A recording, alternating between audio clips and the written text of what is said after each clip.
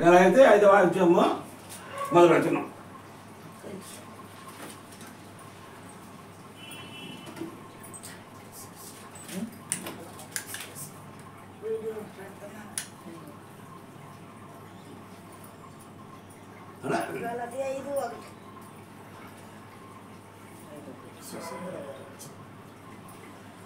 గలీతియలు 5:1 చదువుతున్నాను.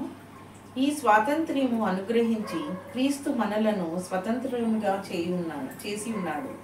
కాబట్టి మీరు స్థిరముగా నిలిచి మరల దాస్యమును కాడ క్రింద చిక్కుకొనుకుడి.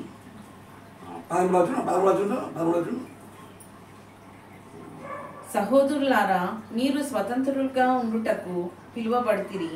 అయితే ఒక మాట, ఆ స్వాతంత్ర్యమును శారీరక క్రియలను హేతు చేసుకొనక ప్రేమ కలిగిన వారై ఒకనికొకడు దాసులై ఉండుడి, ధర్మశాస్త్రం దాసులై ఉండుడి.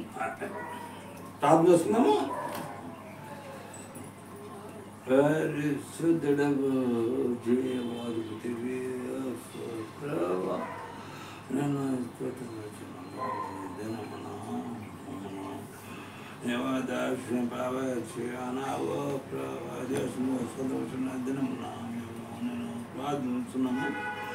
వాక్యమును కనపరచము, మాకు బోధించము, మాకు బుద్ధి కల్పము. మా విధంగా మా యొక్క సమస్త విషయం ఏంటో మాకు స్వంతం నుంచి మనం బలపరిచి నీ యొక్క సత్యము రాబడే నీ మార్గంలో ఈ యొక్క జీవం వైపునకు మేము నడుచు ఈ యొక్క రాజ్యం వైపు ప్రవేశించుట్లా మాకు అందరికీ నేను యొక్క పరిశుద్ధాత్మయందు ప్రభా శక్తిని చే ప్రభా మమ్మల్ని మోచించే ఈ యొక్క రాజ్యోత్సవ చేయమని ప్రభు యొక్క సజీవనగా నామందు మేము ప్రార్థించున్నాము. ప్రభా అనుగ్రహించము, అనుగ్రహించము, అనుగ్రహించము, అనుగ్రహించము.